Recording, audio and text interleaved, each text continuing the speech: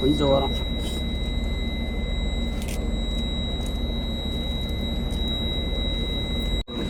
Back கொஞ்சம் பின்னாடி போயிருங்க அப்படியே. எமர்ஜென்சி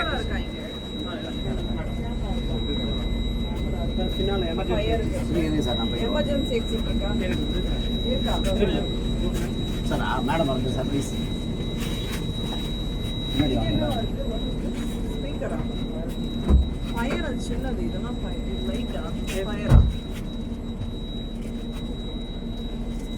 இதுதான் ஃபயர். அது என்னது? இதுதான் ஃபயர். பாம்பு இது தட்டி விட்டா அதில் ஓட்டணும். மனுஷனை கையில்.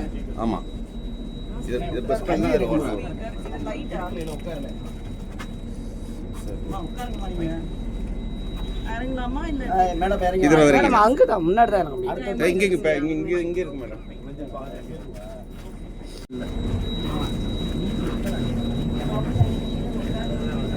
நீங்க அப்ப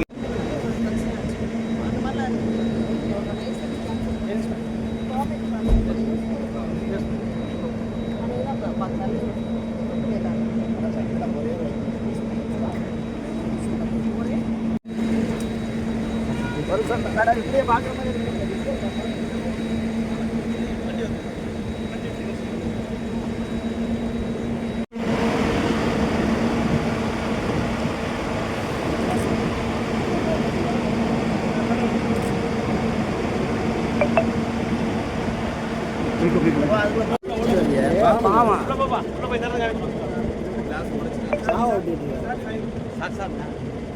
கொஞ்சம் காசுறானே உள்ள வந்துடுறேன்.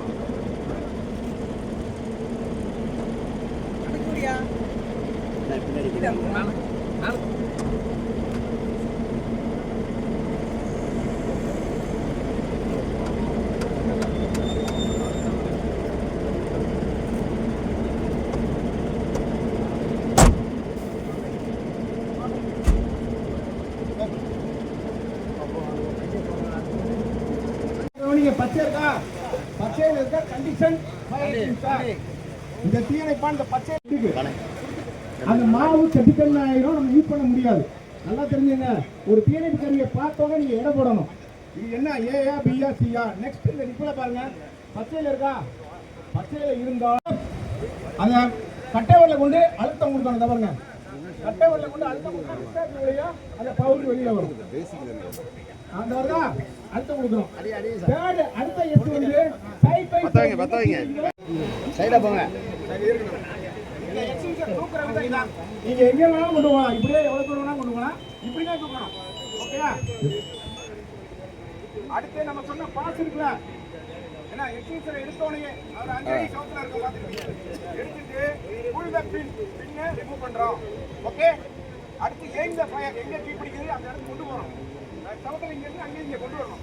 அடுத்து கட்டைவரலை கொண்டு அமுக்கணும். அமுக்கினா இப்ப என்ன ஆகும்? Side by side. புரியுதா? கொஞ்சம்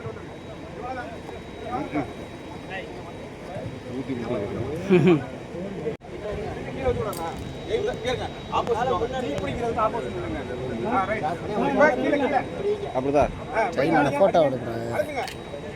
right side by side. Okay okay good. Right அடிங்க சார். இது அடிச்சார்ல. ரைட். நெக்ஸ்ட் இன்னொரு ஆள் வாங்க சார்.